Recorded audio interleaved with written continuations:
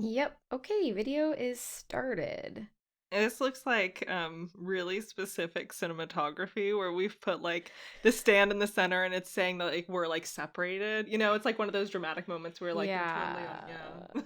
You know what it's giving me? It's giving me like do you remember when we were in middle school when like Demi Lovato and Hannah Yes! Montana and Miley Cyrus and Selena I Gomez can't believe you're comparing us did to those such No, icons. no, no, no, no, no. Sorry. It's just like, when they would do those low quality, Yeah, like, in front of their webcam. yes, That's what. Yeah, that's exactly what it looks this like. is. Yeah. Yeah. I'm Yep. proud of us. I'm glad I got to live this. Yeah, we did it. Yeah. Good for us. Okay. Ready? Yeah.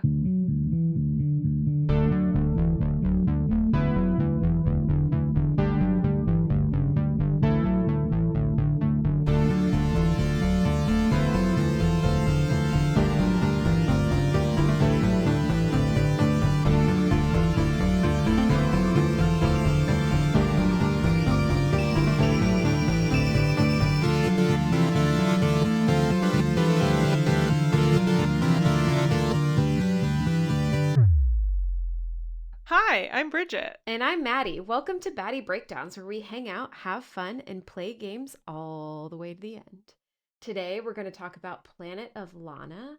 We'll give you the breakdown from its critical reception to its creation, and then we'll take you on a deep dive into the game as we share our own experiences and opinions while playing it.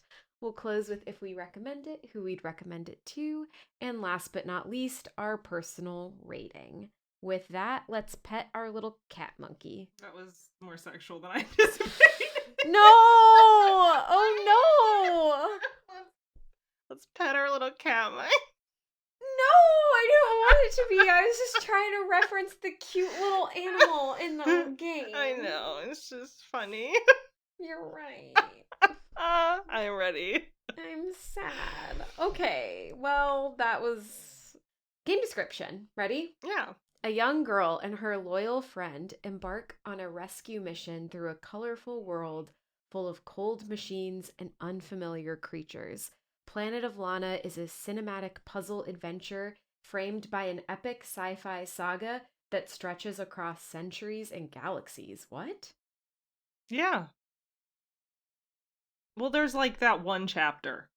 What? It's called like Back in Time. It's just you find like ancient ruins. I think that's what they're referencing. Galaxies? Oh, that I guess I don't understand.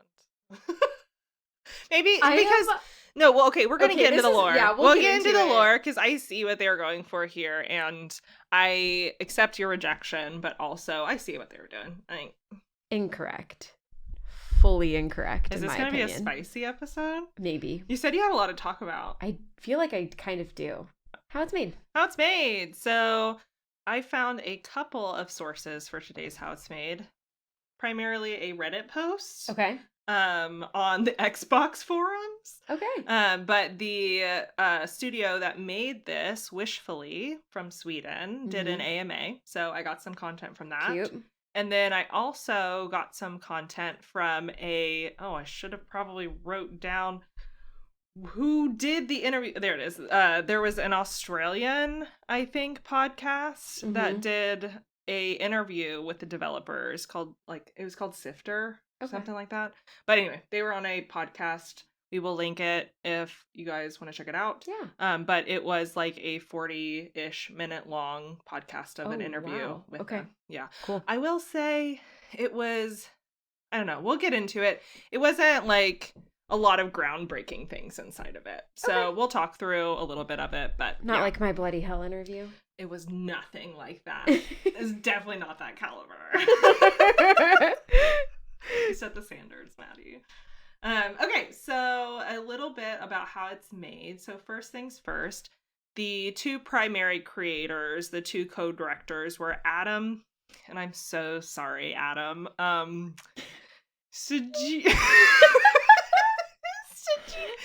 you get to struggle. Siarnius. I was pronouncing the J's like Y's. And do I pronounce that T? Stiarnlius. Do you Stiarnlius. pronounce J's as Y's? I don't know. I took Latin, so yes. They had no J's, so they were all Y's. Pronounce J's in Swedish.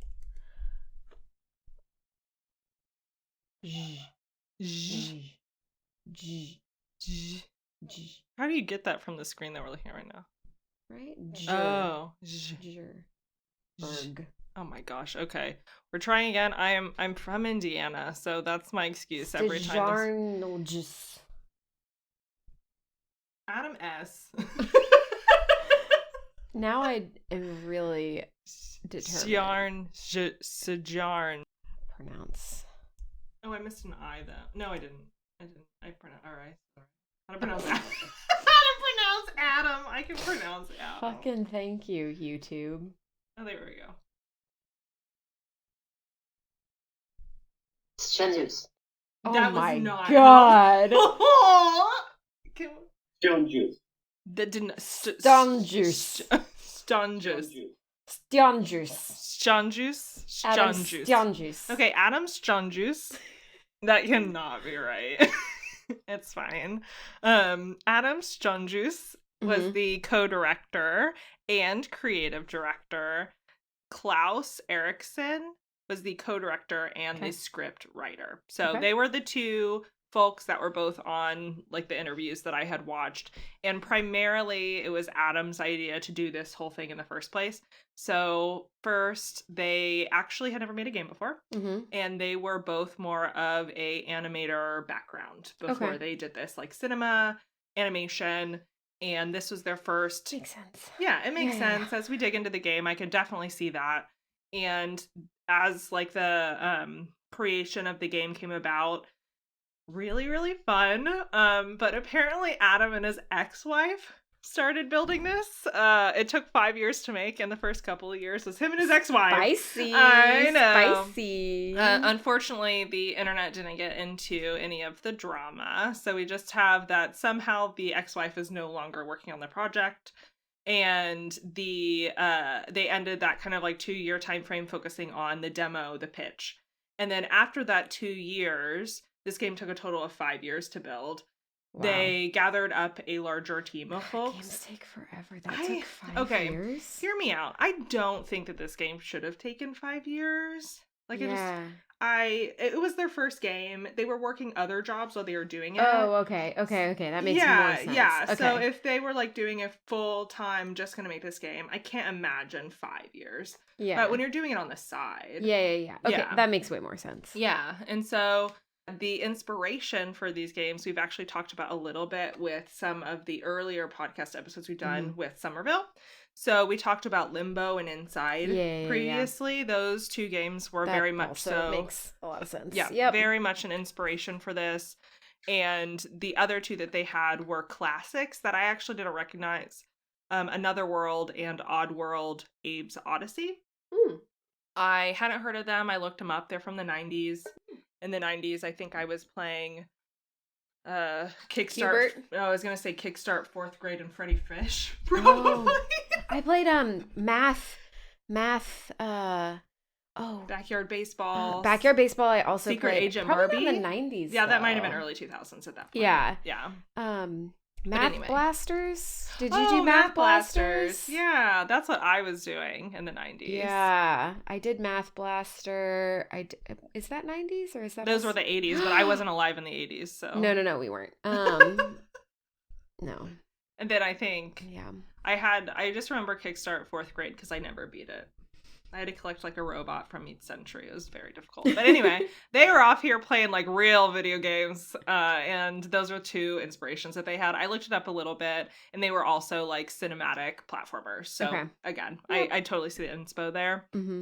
The few little bits that I got that were a little interesting from the interviews I saw were a little on puzzle design, a little bit on the secret language that they wrote, and then a little bit about the music and composition. So those are the 3 things I'm going to chat through today, but they had a lot of other information in there. I think the interviews and things that I saw didn't get really into the details. They were super high level, so that's kind of why I just picked out a couple. Yeah. But first, the puzzle design. So they were animators.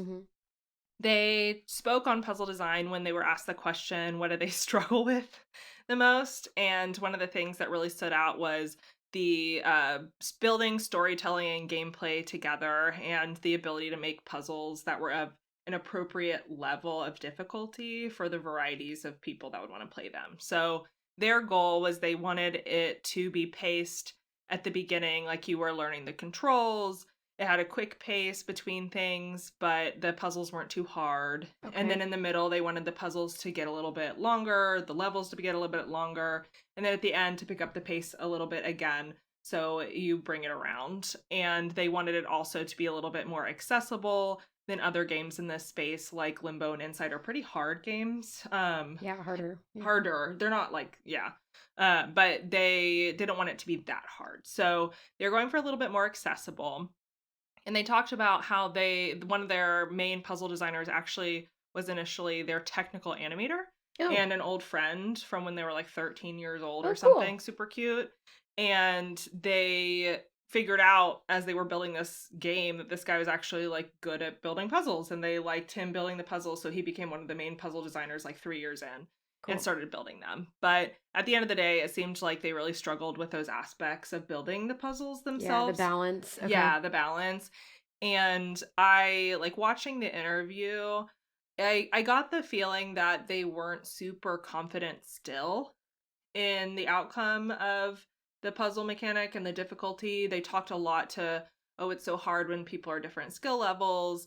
And they know even now that people are at different skill levels. And you could tell that they were still proud of the work that they had done, but they did seem a little bit more nervous about it. Yeah. Yeah.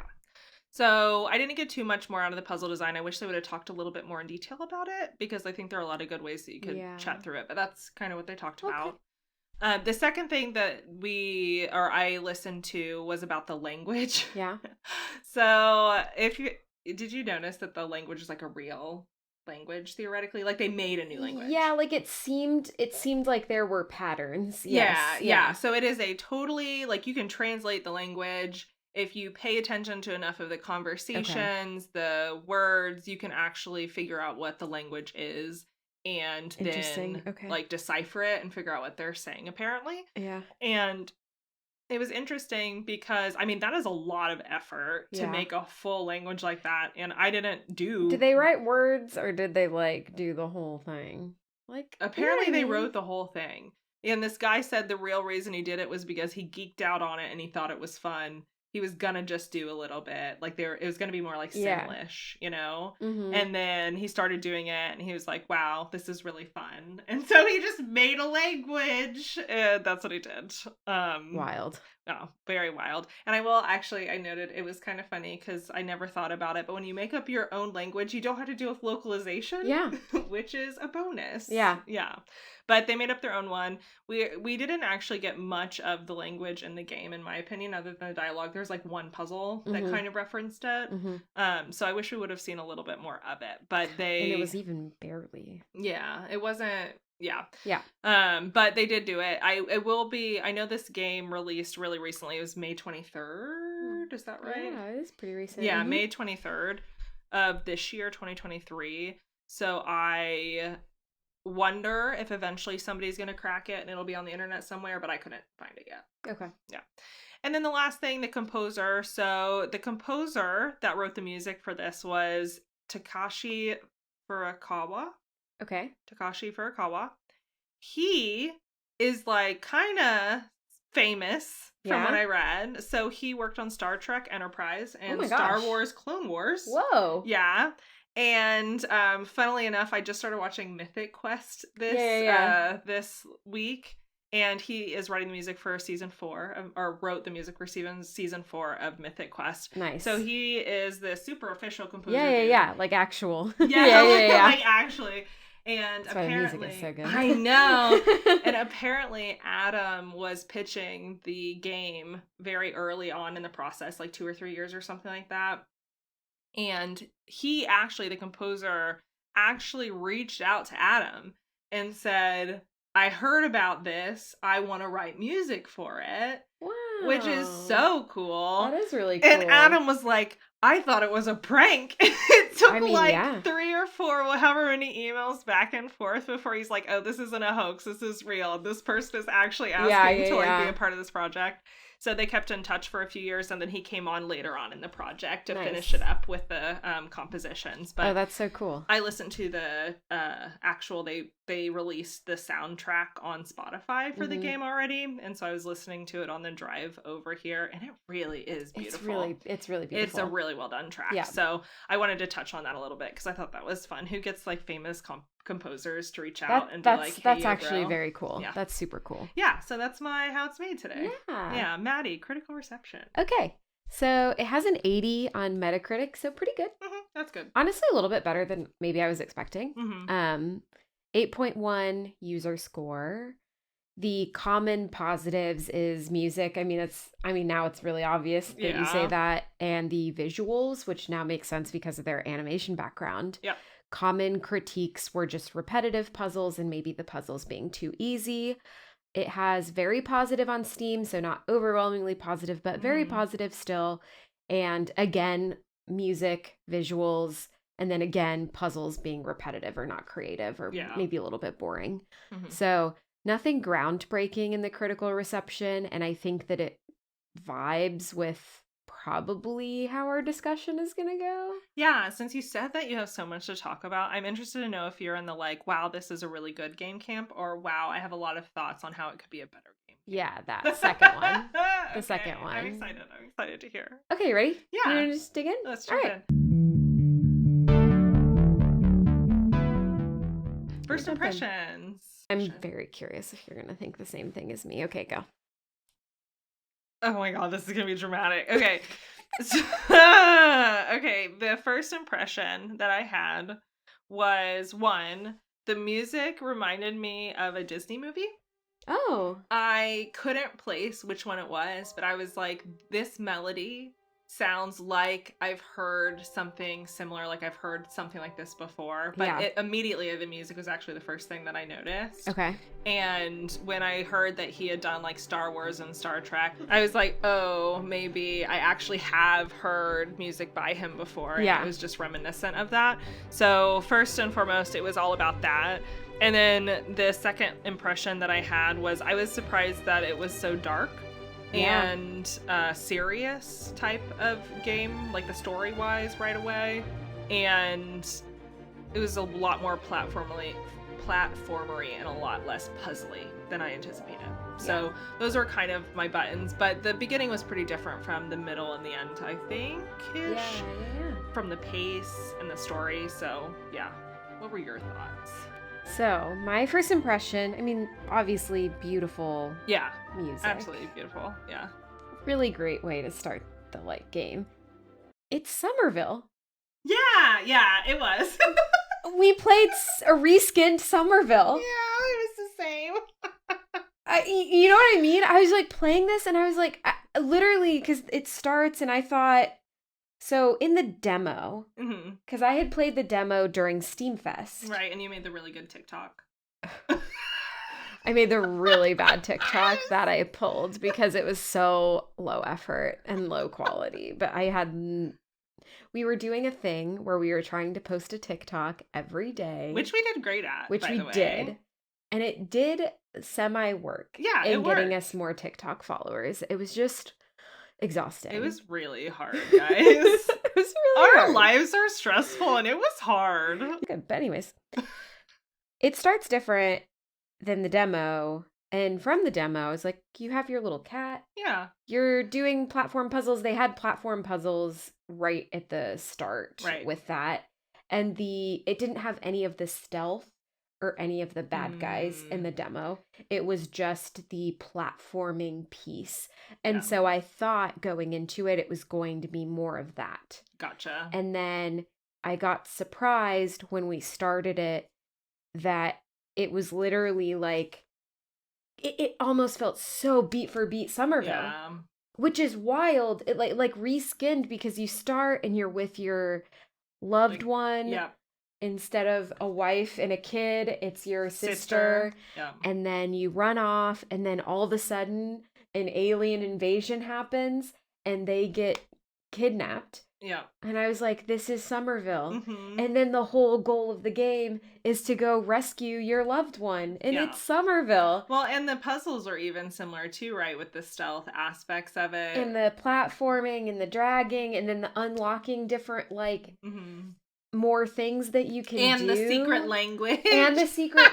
Well, dude, even like, I saw those colors and I was like, oh the colors! Did you write down the colors? I wrote down the colors because I was like, that mattered in Somerville. You're right. And anyways, so I just thought that was really interesting. And my first impression was I was maybe a little bit bored. Yeah. I think so part of what I saw in the interviews is they were a little worried from the storytelling aspect of like, how do you marry that in gameplay? And they had said a lot of video games tell, but they don't show. And they wanted to go the opposite direction and show and don't tell. But I think maybe they leaned a little bit too much at the beginning because it was so much like running and your character runs so slow. You didn't have your pet yet. Yeah, so I actually wrote down a criticism that I didn't want to play any more stealth games for a while because I feel like we've done a lot of stealth lately, which we didn't even know this was going to be stealth. No. Yeah, and so I took that note. Well, I guess it's just Tomb Raider, this one, Horizon. And then whatchamacallit, the famous not zombie one. Oh, Last of Us. Last of Us. Stealth elements in it. Yeah. Yeah, like, you're right. We've done a lot of stealth elements. Yeah. And I noted that the game was bad, and then we got the cat, and it got better. Yeah. Yeah. I played like an hour in, I think, the first time, and then I put it down, and I was like, oh my god, I've got to pick it up again. Yeah. I would not have finished this game if we didn't have this podcast. Yes, 100%. I agree with that. Yeah, I would have picked up Tears of the Kingdom again. Yeah. Sadly, this did keep me from Tears of the Kingdom. And then also Diablo. And so I was like, damn, okay. I'll fucking finish this game. Yeah. So those are my first impressions. Yeah. And I mean, it really did hit all the story beats. You're right. Like, at the very beginning, you're in a little fishing village. You got your sister, and they kind of get kidnapped by some aliens, an invasion on your planet, and then you go on a little adventure. Yeah. I will say, in Planet of Lana's credit, which I guess we'll talk about more, in Somerville, which maybe I'll just this is the last thing I'll mention. Mm-hmm. In Somerville, one of our biggest complaints was that the dog was not part. Mm-hmm. The dog felt like a set piece versus part of the game. You're right. And so in this one, they actually did it better. Yeah. Because the pet was part of the game, and I really appreciated that. And in Somerville, I think the puzzles and maybe the story was more interesting to me, if I'm being honest. Mm-hmm. But at least this game had the cute pet. Yeah. And did better with that aspect. I totally agree with that. And I really did make a note about how the game got significantly better once you got the cat, because before then the puzzle elements are practically non-existent.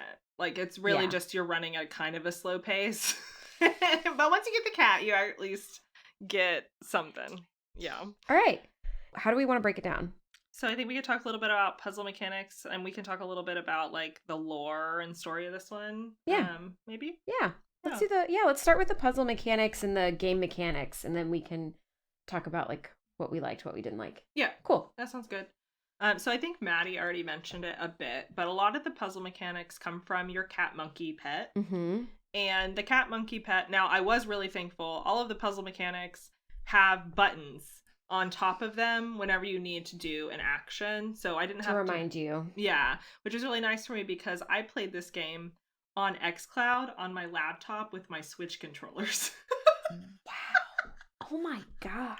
I just moved. Who hurt you? I haven't unpacked everything, and I couldn't find batteries for my Xbox controller. Who hurt you? So I was like, I guess this is where I live now. It's fine. But it was really helpful to me. Yeah. But the cat that you have, generally, like the way that it works, you have a bunch of aliens. If you get into their line of sight, you need to like avoid that. They'll zap you. They will zap you in a very dramatic fashion. Yeah. It's like Also, if you die and the cat doesn't, it makes a sad little noise. Oh, I Did you don't think I notice that? noticed that. That's so Yeah, sad. when you die and the cat doesn't, it'll go. That's It's so really sad. sad. That's so sad. I'll find the sound. I'll put it in. I'll replace my like sound that I just did with the actual one. No, I want both. Right here. Okay. Great. Isn't that sad, guys? Yeah. But the other things that you do are the cat has these kind of special powers Yeah. with the aliens, and it can do things like Well, sometimes the powers are more for the life on the planet. That's fair. I just assumed they were actually, yeah. Yeah. It's a little weird. Sorry, we're not saying things out loud. There are both things that are very clearly machines and things that look like weird tentacly monster I just thought that animals. was like the life, like the bio, like the life of the planet. Now that you say that, that makes sense. I was in the headspace of, since we just played Horizon Zero Dawn, I was like, this seems like they have these machines that are just shaped like animals. Oh, yeah, no, I think you're right though. I think I'm wrong. I think I'm right. Yeah. I think you're right. But it's okay. Yeah, It doesn't matter. But the little cat can control them. The creatures, yeah, in a way. In a way, like he can stare at them. I don't know if you have a better way to describe. Yeah, so essentially the mechanics are you can point the cat at things, and then when the cat goes to it, you can press another button for the cat to interact with it. And so sometimes that's pressing a button. Sometimes it's getting a rope off of a ledge and, throwing it down to you. And other times it's to kind of put another creature in a trance and make them move in a certain direction that you control. So if there is a animal that is blocking the path, you can put the animal in a trance and make the cat walk it like backwards, and then it'll like move, and now you can like go down the path. Yep. And that's pretty much it. Yeah. And as you start, the other thing with the machines is she's the one that starts unlocking things that can help like control them. Lana, yeah. Oh, Lana, yeah. The machines. So I guess that's Planet of Lana. The main character's name is Lana, and the little cat is Mooey. Mooey. He's really cute. That's probably my favorite part of the game. I thought the cat was cute. I think the mechanics were very straightforward. They were easy to learn. And I really appreciated the additional you can crouch. Hints. We didn't mention that, but yeah. But it wasn't groundbreaking. No. Yeah. No, it wasn't. And I also thought that they were maybe a bit tedious because it's like, cat, go here. Throw me the rope. Climb up the rope. Cat, go here. Throw me another rope. Climb up the rope. Yeah. Cat, stay. I'm going to go do this. Okay, now cat, come. Yeah, I agree with you. Sometimes it felt very repetitive and tedious, even though the visuals are beautiful, and some of the puzzles I did end up liking. Like there's one that I wanted to talk to you about that I really liked. Yeah, we can talk about the ones we liked and the ones we didn't. Yeah, but I agree with you. Most part, kind of repetitive. Yeah, and then the other thing that I wrote from a gameplay perspective that I didn't love is there was a lot of moments of just running. Yeah, and honestly, it's so slow. And the running is so slow. But they did that for cinematic reasons. Well, there's some that it is cinematic. Yeah. And there's like moments of running where it zooms out. Oh God, it's so beautiful. Yes. But then there's other moments, and I feel like these other moments take away from those impactful moments, right? That's fair. Sorry, I'm not like describing it well. So sometimes you're just running in between puzzles and it's very basic. Like you're just running in the world, and it is running in the beautiful world, but it's not anything special. And sometimes there is a semi cutscene where you're running and you get to this expansive place. I think one of them's like a desert. Yeah. Yeah. That one was amazing. Yeah, you like run And it giant. Oh. zooms out, and Lana and Mui are really small, and it's just gorgeous. And the music like ramps up, and It's a moment. it's such a moment. Like those moments did honestly give me goosebumps. Yeah, they were absolutely amazing. And I loved them. Mm-hmm. And then it was such a bummer that they felt the need to space apart their puzzles by these long stretches of mediocre running. Yeah. Because you have good running. And I'm not saying that every time you run, you need to have the good goosebump moment running. Yeah. But why do you need so many mediocre running? It downplays the other runnings. Yeah. Yeah, I buy. Okay. Yeah. I agree with you. I think part of my hunch is that as a team that felt really comfortable with animation, that they wanted to showcase how lively and beautiful the world was. And a lot of the, like, literally, if you just stop and look at a screenshot of this game, it does not do it justice, because when you sit and look at the game, the trees are moving, everything's blowing in the wind, you have grass swishing back and forth, you have clouds moving, like the whole game feels very alive. Yeah.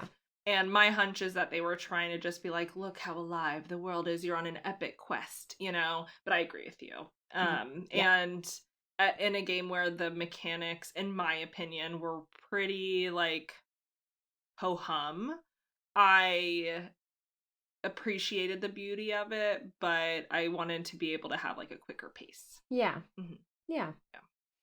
Exactly. Okay. So tell us about, what are your favorites and least favorite puzzles? Yeah. So my favorite puzzle was the music puzzle. So you come into, it's right after the cave with the art. Oh, the pipes. Yeah. Yeah. Mm-hmm. And you kind of start noticing some patterns, and I started drawing them because I was noticing them in my notebook. And I was very clued in because of the Somerville experience. I was like, this is gonna matter. Yeah. Some of it doesn't pay off, but we'll talk about that. Yeah. And you come into another kind of zoom out moment, and it's this Steamworks type situation. It kind of reminds me of, if folks organ. Know, it exactly like a huge industrial organ. And you move pieces in a way to make a little song. Yeah. And I really liked that. Yeah. That one was the first puzzle that made me stop and have to think. Yes. I think. Yeah. Also that. Yeah, because I think all the other ones had been a little easy up until that point. And this one I was like, oh man, how do I do this? And I think it took me quite a few tries, because I found a couple of the pieces, but not all the pieces together. Yeah. And it was very satisfying when I finally figured that one out. So I'd agree with you. That was a good one. Yeah. Yeah. But there weren't very many of. What about you? Those. So there weren't very many of those. So that one I thought was one of the ones I really liked. A lot of the puzzles I really enjoyed once we got into the later portion of the game. The one that I thought was actually really stumped me for a little while was the one with the fans. Oh, I'm super curious to see how you solved that. Maybe we'll do like a little spoily. Yeah, we can talk about spoiling for the fan puzzle. So, spoilers, when you get to the fan puzzle, it's a couple of really big giant industrial fans, and they're blowing periodically and then they stop. And a part of the mechanic that we found up to this point is you can turn electricity on and off, so that you can like turn on and off electric panels or cut ropes that were previously electric, that kind of thing. And when you go through these fans, Mui gets blown by the fans and chopped up to little itty bitty bits every time. It's actually very devastating. Yeah. Very sad. And I figured out very quickly that I had to leave him behind. Yeah. And made my way up through the fans to the other round, turned off all the electricity, and then I think I spent like 15 minutes attempting to time accurately when I turned off the electricity, when I run back and got Mui, and then getting him back with him chopped to bits every single time. Because I thought that the reason that he was dying off screen once he got further into the tunnel was because of the electricity on the ground. But he wasn't. He's getting blown. He was just getting blown super far and getting chopped to little bits. And I did that like probably 10 times. And the way that I eventually solved it is I took it, once you turn off the electricity, you can run all the way back to the beginning. And there's a panel to control one of the little robots. Mm-hmm. And then you fly the robot, which also was really hard to do. Yes. So hard to Mm-hmm. fly this little robot, but I flew it. And you could fly it back through the fans and into a little side tunnel, secret tunnel. Oh. You didn't fly to the secret tunnel? Keep going. Okay. I flew to a secret tunnel and then I broke the floor. Oh, yeah. Okay, yes. I broke the floor in the secret tunnel. And then I went back, put Mui on the top robot. of it. Yeah, and then I flew him through the fan. Up really quick, and you have to do it really quick. So fast. I had to do that like 4 times. Before the fan starts again. Yeah, and there were so many times where I chopped him to little bits as I was attempting to go up through the secret tunnel. But eventually made it and got him over there and got all the way through. But the amount of different pieces I had to put together to get it all to work for that one was pretty fun. And at the end of the day, I think that was the only one with a different mechanic like that, like with the fans blowing and with the electricity and with flying. Yeah. And, all those kinds of bits. And with Mui, and yeah. And I appreciated that a lot. So that one was probably one of them that I really liked. That one. Yeah. Least favorites. It's hard to say because You're like, all the other ones? No, I think one that was particularly frustrating for me is towards the very end when Mui's stuck in the little bubble thing and you have to get him out. Do you know which one I'm talking about? In the factory. In the factory. Yeah. And you know that you have to get the cube into the thing in order to get him out. But the flying robot was so hard, I was having a hard time knocking the cube because I kept missing. No, I'm laughing because I'm even stupider than that. Oh. Because I fumbled with knocking it off, and then I forgot that I could grab the box and move it. Wait, you can grab? Oh, like on the once it's on the ground. Oh, once it's on the ground. I knocked it onto the ground, and then did you start knocking? Oh my god, that would have taken me years. In the first 4 hits, I hit it the wrong direction. Yeah. And then I finally hit it a few times this direction, and I'm like, I cannot believe someone would build a game like this. This is ridiculous. How dare they? How dare they spend my time this way? And then I was like, I can grab the box. Yeah.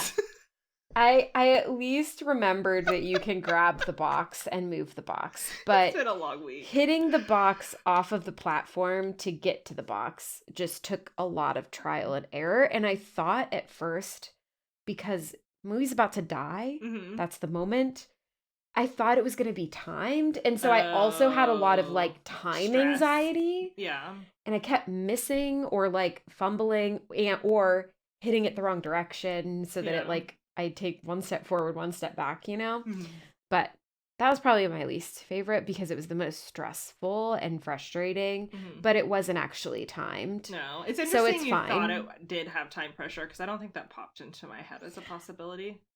I think just because of the nature of his situation. The situation, I thought, Yeah, that's fair. Time that's pressure. Fair. Yeah.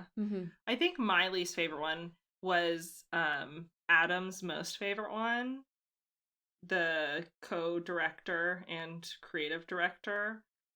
Sad. Sorry, Adam.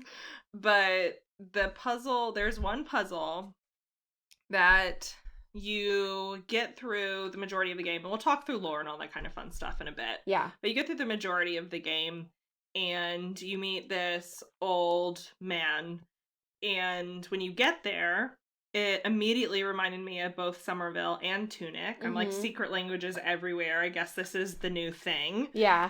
And there's a bunch of murals on the wall with these depictions of music and secret language and blah, blah, blah, blah.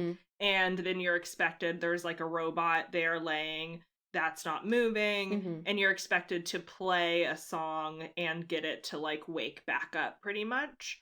And we can spoiler here real quick to talk about how to solve it.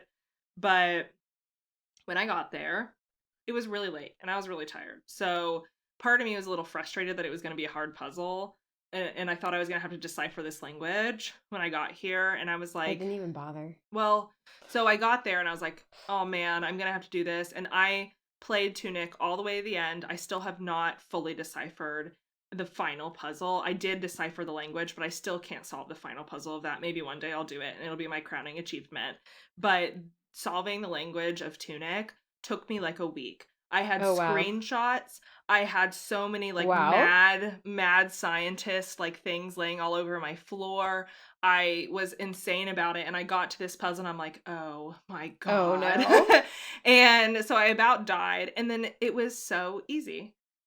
Like, it was a really easy puzzle. They gave you in the pictures 2 of the 3 secret like symbols that you needed. And then you only needed to find 1 additional symbol. And with all the other symbols they gave you, there was literally only 1 possible solution for it. And I just back solved it and got it in like probably 2 minutes. And it was sad. So interesting. So the way I solved it, I actually didn't even bother. Because Oh. I had, looking at the language stuff, because I was also kind of like, ugh. When I saw it, I was like, oh, does this really matter? And the entire time, for context, for those listening who haven't played the game, sometimes you'll have a little cutscene and the robot will sing a little tune. It's cute. Like, do do do do do, and I just made it sound like that. Oh, you and your musical prowess. You're just like, I just know what those notes. You just match up the notes. Oh You're like, this one starts like this, and then it goes up, do do do do do. You know? Yeah, you're right. You're totally right. And so I kind of futzed with it a little bit because I was like, oh, which one is the starting note to get to the, because at first I started with too high of a note. Oh, okay, and then you couldn't go all the way up. And I couldn't go all the way up as much as it needed. And so I kind of futzed with it, but it didn't take me very long. And then I was like, there's the tune. Well, that is really cool. I did not do that. I felt like I cheated, but no, you did. It ain't cheating if it works. But they've been repeating that. I was actually quite disappointed because the other thing that had been happening is when they do that little tune, it'll do like a series of colors. And I thought the colors were going to matter at some point, and they don't, and it doesn't pay off at all. Yeah. Whereas in Somerville, that shit at least paid off. Yeah, it's true. A little too much. A little too much. But they did do it. Yeah. No, nothing in here was super, like you didn't really have to pay I was attention. trying to go too big brain. Yes, you were. Was it satisfying for you to solve it that way, though? Or was it kind of tedious? I mean, I was proud of myself. Yeah, I was like, oh, it's a little... I mean, not super proud of myself. It was more just like, I kind of knew that would be the puzzle, right? Like, it's going to do the jingle that we've been hearing the whole time. Yeah. And so, to your point, when I saw the language stuff, I was just like, meh. Yeah. So like, I'm going to try this jingle first, and then if that doesn't work, I was going to go back to the stuff. But then it ended up being that, so. Yeah. Okay, that's fair. Yeah. Was that jingle the same jingle that played out of the organ pipes? No, I think the organ was actually different. Oh, interesting. I think the organ was actually... I will have to do that, too. Because I remember with the organ... It did have a double note that was the same in there. But I thought it was 4 notes. But one of them was a double note because it had 2 pipes coming out of it. You're right. Yeah, it probably was. It probably was the same Probably one. Was. Yeah. But that was earlier in the game, so I think I hadn't put that together yet. Yeah. Well, I just now thought of it since we had talked to them side by side. Yeah. I think for me, it was disappointing in a different way because I was like, I was expecting it to be hard, and while I was disappointed because I was tired, I was also like, oh, good, I can finally, like, dig into something here. Yeah. And then it was so trivial that I was like, well, at least it could have been kind of hard. Yeah. You know? It didn't have to take me weeks to do, but it also could have been longer than 2 minutes. So that was probably my most disappointing one. Yeah. But I would say, in general, the puzzles for me were very, like, repetitive. I vibe with the feedback. Yeah. I think. Okay. Should we talk about the lore? Yeah, let's do lore. Story lore? Yes, lore us, Maddie. Lore us. Okay. Well, so I'm interested to see if you had been coming up with any theories. I do have theories. It's true. Okay. Do you have theories? I had one. So, do you want me to do my theory? Yes. Okay. Give us your theory. So, from a story and lore perspective, not a lot is given to us. No, yeah. It's mostly just stuff in the environment, and you kind of piece it together, and it's an alien invasion situation. Yep. And one of the things that I started to think is maybe it was like WALL-E, where the robots were made to like clean up and redo the earth. Ooh. Because there was the like little plant symbol everywhere, and that looked like a sprout. like a butt plug. Where is your head today? Look at it. Okay, look at an actual picture of it. Pull it up. I just dare you to. I drew it. You drew it different. I drew it different? You drew it different because you probably blocked it out because you were like, no one would have ever made it look that shape. Planet of Lana. And I would just like to say that I thought this. I wrote it down. I wrote, why does it look like a butt plug? Okay, I have found ancient alien technology that is shaped like a butt plug. And then I found someone on Reddit that said, why is Lana anal backwards and why does it look like a butt plug? Oh my god. You can cut that, but still. No, I'm not going to cut that. That's amazing. But see, look. It looks like a seed. A sprout. Looks like a butt plug. Oh. So I thought maybe it was a WALL-E situation. I agree with you looking at it. It looks like it could be a leaf. And it's not. That was my theory. The other thing... Why do you say that it's not? I'm curious. I just don't think it is. Okay. Towards the end of it, it felt more like an actual, like, seek different race. Because in my head with the WALL-E situation, it's like the race coming back. I thought maybe it was like... You know what I mean? Yeah, but they're all on the same planet to begin with. Yeah. Yeah. Okay. Yeah. That's what I kind of had thought. I think there's probably pieces in there that are WALL-E-ish, maybe. But... We can talk about it. I have theories too. Okay. What are your theories? Well, no, you said you had more. No. That was it. The other one that I thought like never really connected to me, story-wise or lore-wise, is there's a section that you walk through that had different types of people. Yeah. And that confused me, and they didn't bring it back. Do you mean the portraits on the wall? Well, there was portraits of like humans, which was more Lana people, I guess, technically, because Lana was like people. Yeah. But there was another one, they were like skinny and long and kind of goopy. And there was like little babies that were also skinny and long and like skeletal. Well, I mean, I think those are just skeletons. No, there was like humans with goopy. They were goopy. I thought that it was like normal humans and then robots. If that actually comes up with something, I'm gonna die. There's a room with like a UFO. Ha. Yeah, so they had the paintings on the walls and then all the skeletons. The goopy. That's not a goopy, that's a robot. It's got an eyeball like all the other robots. But they're humanoid. And they're right there too. Those are robots. Those are robots? Yeah. There's no way that's not a robot. This scene did confuse me though. So, in Planet of Lana, you find all of these different robot technologies. And they're goopy. Yeah, those are those not robots? Those are robots. I guess they are. They looked really goopy to me. I don't know. I thought they were human. I'm pretty sure they're robots. Because the one that's inside of what I thought was a captain's hall. Yeah. Had a big circle, like all the aliens have circles for eyes. What do you think of these portraits though? So for those listening, there's a piece of the game that you walk through a hallway and there's a bunch of like old school Victorian portraits. Yeah. And you see the butt plug symbol, and then you also see humanoid robots, which we hadn't seen. That's why I kind of thought it wasn't. I see. So my hunch when we got to this, so before you get to this one chapter, which is like remember the past or something like that, I can't remember. And before you get there, all you have are these robots and they've invaded. And once you get to this portrait, you see, in my opinion, what looked like robots and humans caring for each other. So the first thing that you run into Oh. was the robot looking thing that was kind of dead looking and out of energy, Yeah. holding onto a baby human skeleton. Yeah. It was And sad. I Dead think baby. yeah, dead baby. I think I put, is that poor baby dead in the robot mom's arms? What is going on? Yeah. Like, I was trying to Yeah, understand. that was pretty metal. Yeah, and I will say the sound design in this section was really good. At some Yeah. point, I was like, either my Mac is absolutely amazing or the sound design made it sound like surround sound, because I was looking around and trying to figure out where all the sound was coming from. It Oh. was so good.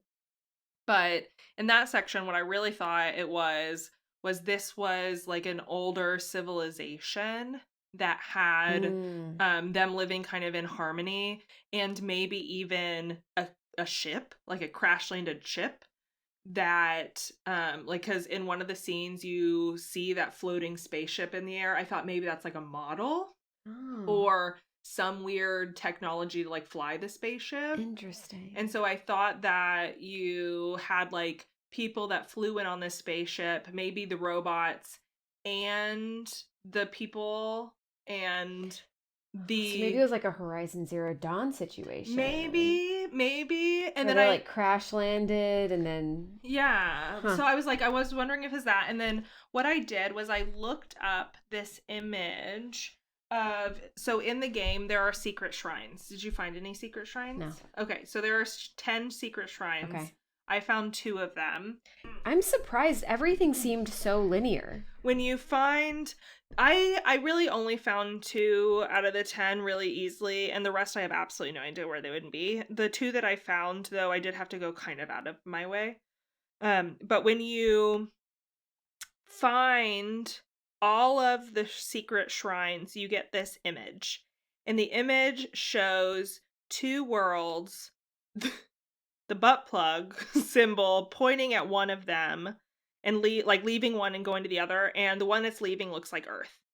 And so my gut, and then if you zoom in on So it like was the like image, we they had had the to- cats with them. Oh. Yeah, so we had to leave Earth, I think, and they left Earth with like babies in tow to like grow a new colony. Wow. And I think the hallway with 4 portraits were like, they were in that ship a long time, and those are the 4 different captains of this ship. Oh. So that was my Wow. lore gut. Nice. Yeah. I think you nailed it. Yeah, so I think that's what it is. And then Yeah. I don't know what made the machines go bad, because in the game you see that the machines go crazy, obviously start attacking you, and then there's like this super scientific looking kind of beautiful facility where they have kidnapped them and put them in a 4-star hotel almost, it seems like.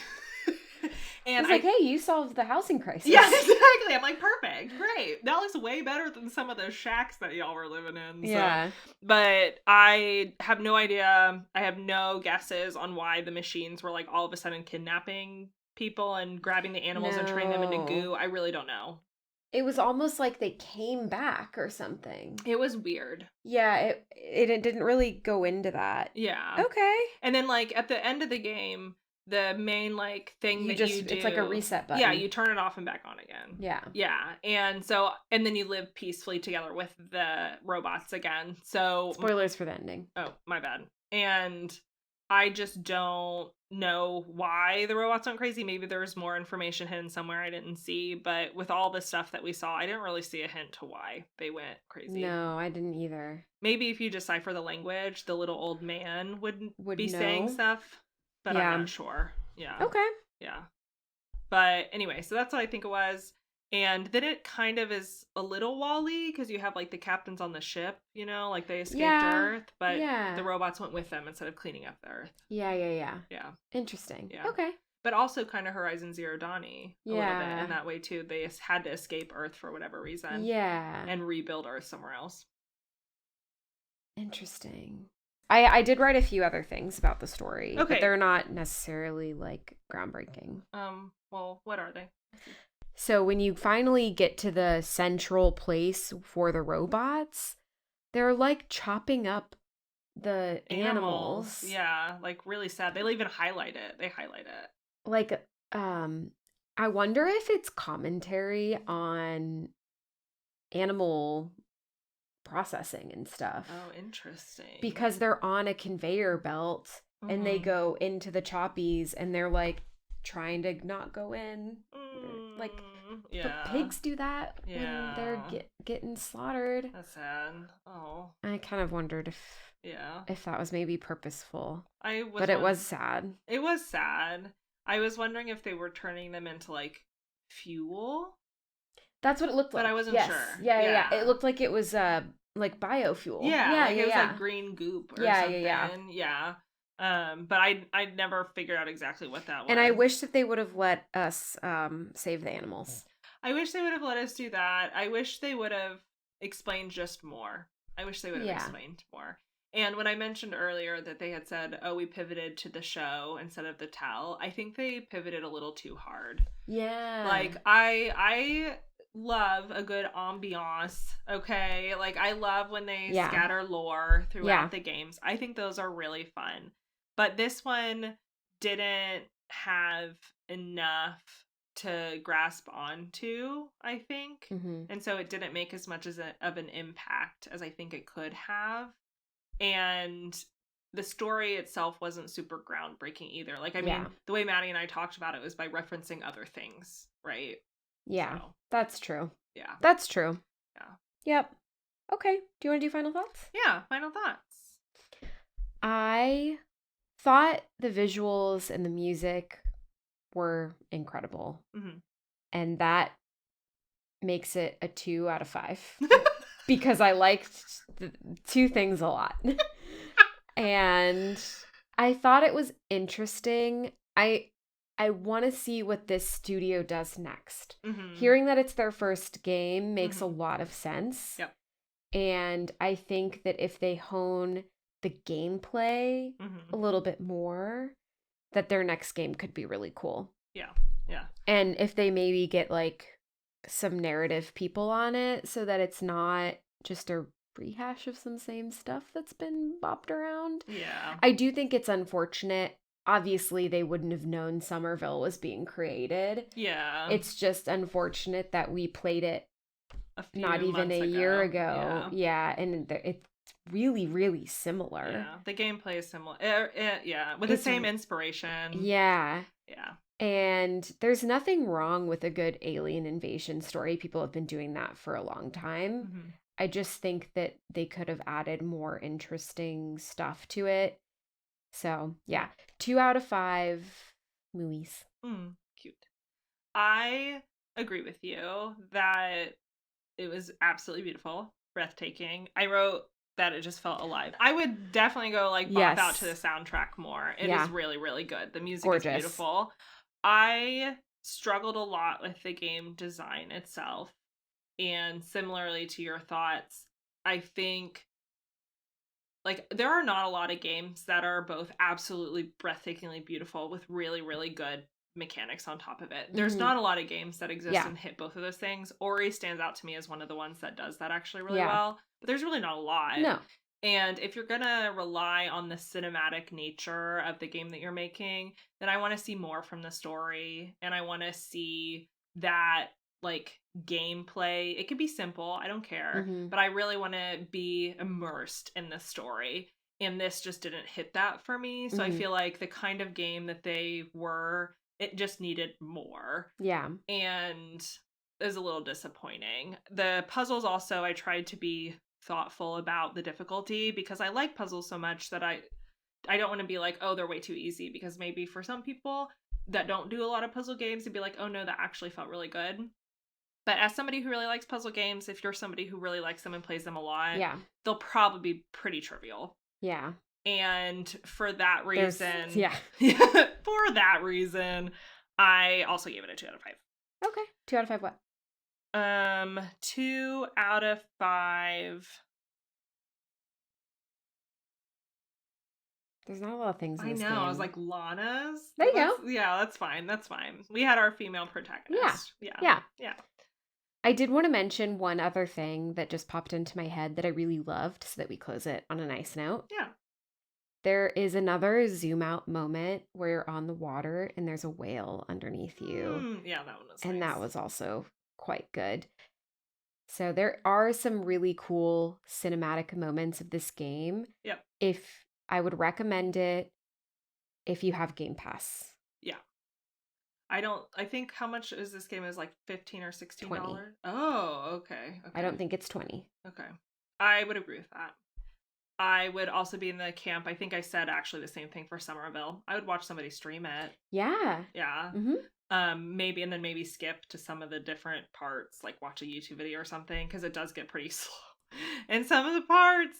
But I don't know, unless you really just are somebody who loves good visuals and can put up with meh gameplay, you just want to see something that's absolutely beautiful, then yeah, because that's what this is. Yeah.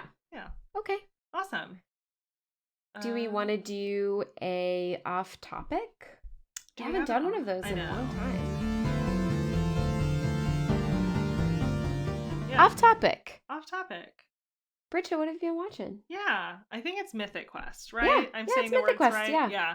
I was recommended Mythic Quest probably 3 years ago or something crazy by my friend. That's an Apple TV one, right? It's an Apple TV, and it is a video game studio that makes an MMO.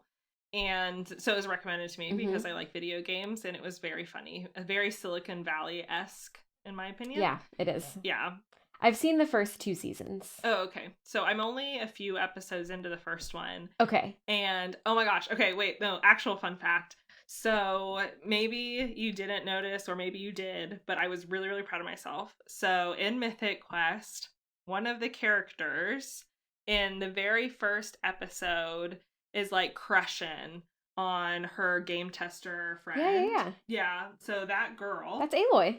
Is Aloy? Yeah. Yes. Yes, she is Aloy. Yeah, that's Aloy. Yeah. So funny. I'm trying to like look up her name. She's actually a really famous like video game voice actress. Yeah. Ashley Birch is her name. So what was She's so funny? in Last of Us 2, I think, too. Oh, is she? I don't know. Oh, we'll have to look it up. Yeah, fact check me on that. Let's see. Click. Oh, she's also in Life is Strange. Oh, maybe that's what I was thinking of. And Borderlands. Oh, she's Chloe in Life is Strange. Oh, she is in Last of Us Part 2. I knew she was in Last of Us Part 2. Yeah, and then Borderlands. Yeah, oh my gosh, she's in so much stuff. Yeah, she's like a really famous voice actress. And she was in Steven Universe. That's cute. Oh, who is she in Steven Universe? And Rutile Twins. I don't know who those are. I'll have to look it up again. Do you remember the Rutile Twins? No. I'm gonna look it up. I love Steven Universe. I know, me too. Why do I not remember that, though? I was wondering if it was some of the rubies, but I don't know. Yeah. Oh, no. Oh. They're not in a lot, though. No, they're near, like, the end. Yeah. But anyway, so she popped on the screen, and I had never seen her face before. And yet, when I heard her, I was like, I know her. You know the voice, and I was dying, because I was sitting there on the couch, and I was like, who is this? Who is this? Who is this? I know this voice so much. And I looked it up, and then it's Aloy, and I'm like, oh, it's because I just spent like 40 hours with Aloy over the last like few weeks doing Horizon Zero Dawn. I was like, okay. Yeah. So that was really fun. Nice. Yeah. I watched Succession finale. Oh, like that. Did you watch the? I've never seen Succession. Oh, it's so good, Bridget. Is it actually? It's so good. Oh my god, wait, it's so good. I think you would. I think you would like it. You have to power through the first 2 episodes. Oh, okay. I thought you were gonna say 2 seasons. I was like, no. Like it did take me about 2 episodes to get into it. I think, if memory serves. What is it about? It's just rich people being assholes. Oh, I do love that. Yeah. It's really good. It's really good. And it ended just perfect. Ooh, not a lot do that. Maybe not a lot stick the landing. This stuck the landing in a way that now maybe it's worth me watching, because I know that through the end it'll be done and good, and I don't have to wait for anything. So maybe I'm really excited to hear your thoughts. Okay, I'll have to do it. My favorite character is Shiv. So I'll take a note. Yeah. Is that controversial? Should I be? It is controversial. Okay. I think it's controversial. Well, mainly because the discourse I've read is Reddit, and Reddit hates women. So that sounds right. That sounds super accurate. She sucks, but everyone sucks. It's one of those. Gotcha. Yeah. Like, what's the other one? Fleabags? Or everybody No. Fleabag. No. Is that not the one? What am I thinking of? I love Fleabag. I haven't seen Fleabag. I thought that's what Fleabag was. Oh my god, wait. Oh my god. Okay. Fleabag is probably in my top 5 favorite shows of all time. Oh my gosh. So that should be first, and then Succession. The other thing about Fleabag is it's 30 minutes and there's 6 episodes per season. How many so it's seasons like are there? That's 2. There's just 2. Oh. And it's done and it ends again. Perfect. Oh, it's so good. Okay. That one seems a lot more tangible. If it's That only 30 one, minutes. yes. Okay. So do Fleabag first and then start Succession. Watch Succession with like Chris or something, because DK and I watched it. It was really good to watch. Okay. That one's more of that one is, I think, 4 seasons. Each episode's like an hour. Okay. Yeah. And it's more, but yeah. also really worthwhile. I really like rich people drama because they're all Like how I so texted dirt. you about Pretty Little Liars. Yeah. I need you to text me about Fleabag. How far are you in Pretty Little Liars? I have stopped watching it. You said there was a part where you probably get it. Yeah, after the ending of spoilers. season 2. Yes, yeah. And you I just stopped? started watching it a little bit and I wasn't as interested anymore. Okay, that's fair. But I was really into it for the first 2 seasons and I Yeah. totally get it. You don't want to know what happens after that? You know, it's so weird. I don't care. Spencer dates Caleb. Yeah, don't you wish you kept watching? Caleb? Yeah, like Hannah's Caleb. They date. Don't you wish that you kept watching now? Wait, why? Wouldn't you like to know?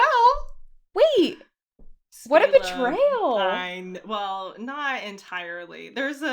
They make a lot of choices in the end. Okay, season. give me the rest. Give me the rest. Okay, I'll TLDR for you. Okay. So, hi everyone, Editor Maddie here. I cut the next section because it is literally 15 minutes of Pretty Little Liars spoilers, and I don't know, if someone's watching it and they care, I just didn't want people to get spoiled. So, bye. God. It's a dark place. The end of So weird. the last season and a half weird. of Pretty Little Liars. I can't do it. 6B and 7 or whatever it is. Wow. Yeah. Okay, well there's our off topic. Yeah, there you go. Pretty Little Liars. Okay, Bridget, I think you're closing today. Thank you for listening to our podcast. If you liked it, don't forget to subscribe and rate it. You can find us on Instagram, TikTok, and YouTube at Baddy Breakdowns, and visit our website, baddybreakdowns.com, made by me, Bridget Keene. The podcast art was done by the lovely Tanisha Vernikar, and the podcast was edited by Maddie Wisnot. Join us next time to hear us 2 baddies break down Diablo 4. Woo! Welcome to hell. This is metal music as I'm doing. Oh, okay. That's good. Yeah. That's really good. Yeah, thanks. Oh, you got a career there. Yeah, I hope you guys are excited for next time's episode. Bye.